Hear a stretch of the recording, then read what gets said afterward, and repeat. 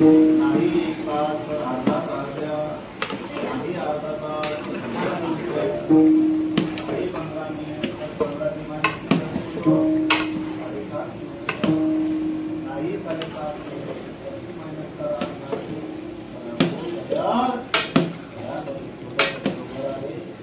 या ठिकाणी जे जे आसक्त होतील ही आसक्ती काय होणार आहे म्हणजे माणसाला त्रास देणार आहे। बघा जो जितका आसक्त